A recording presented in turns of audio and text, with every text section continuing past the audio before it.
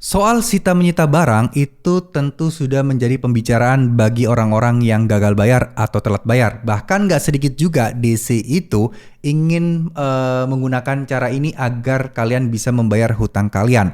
Namun di video kali ini kita akan catat baik-baik, kita akan belajar bersama tentang aturan yang mengizinkan atau mungkin aturan yang memperbolehkan DC itu bisa menyita barang ke kalian. Dan ada beberapa pasal penting yang harus teman-teman catat baik-baik agar mereka tidak bisa semena-mena dan untuk melawan DC yang kekeh mau sita barang kalian ya. Jadi di video kali ini kita akan bahas nih sebenarnya boleh nggak sih DC itu sita barang. Jadi sebenarnya untuk masalah pinjaman online atau hutang apapun tidak diperbolehkan menyita barang tanpa seizin kalian. Kalau kalian mengizinkan beda cerita ya, tapi kan siapa sih yang mau barangnya disita karena hutang kita gitu ya teman-teman.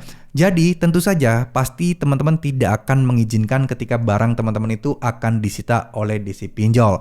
Artinya kalau misalnya DC tersebut melawan atau DC tersebut tetap memaksa menyita barang, itu artinya mereka melawan tindakan atau melakukan tindakan yang bisa dituntut secara hukum ya. Ini diinformasikan oleh Bapak Alexander Lee, yaitu seorang advokat dari Pusat Bantuan Hukum Pradi.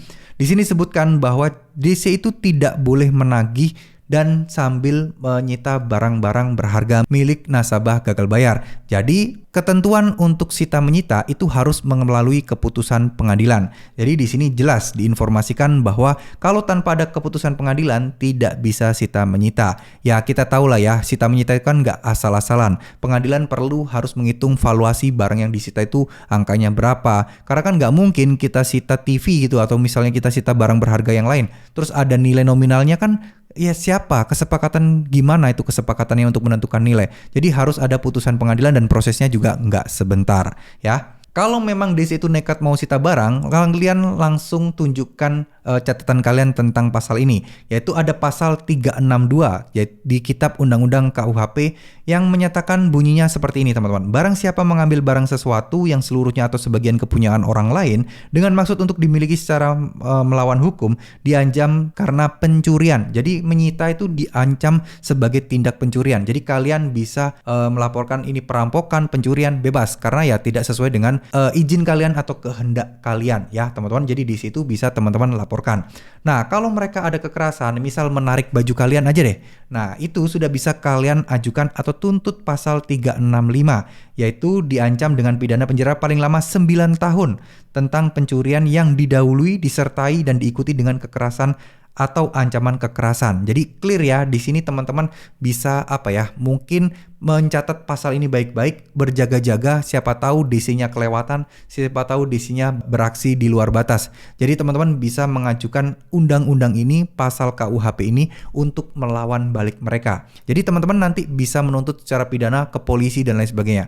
Harusnya kalau teman-teman sudah menunjukkan ini, terus kemudian kontak kalian dengan DC itu masih sebatas WA atau mungkin telepon atau mungkin email, lampirkan aja undang-undang tadi ya, pasal tadi.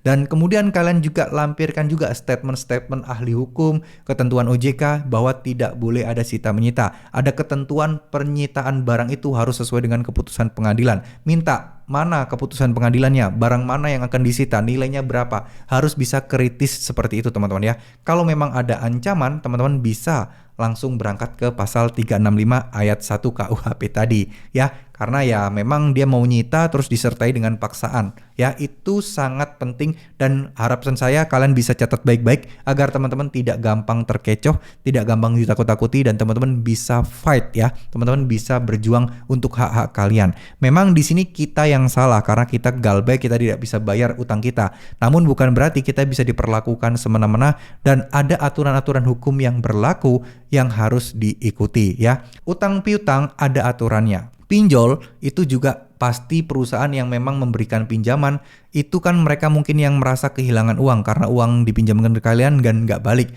Tapi untuk diketahui bahwa pinjol ini sudah sepakat loh, sudah tahu bahwa resiko ketika memberikan pinjaman ke orang lain, ada resiko untuk uangnya tidak dikembalikan. Sudah ada dan mereka harusnya sudah menyepakati itu. Jadi ini adalah resiko mereka dan tanggung jawab mereka juga terkait banyaknya nasabah yang gagal bayar. Jadi secara hukum memang kita tidak bisa sepenuhnya disalahkan disalahkan. Memang salah, tapi ya nggak bisa sepenuhnya disalahkan. Ya mengingat kalau tidak ada uang, ya mau gimana? Hindari gali lubang tutup lubang, jangan sampai kalian lakukan ya. Oke, terima kasih. Semoga video ini bisa bermanfaat. Wassalamualaikum warahmatullahi wabarakatuh.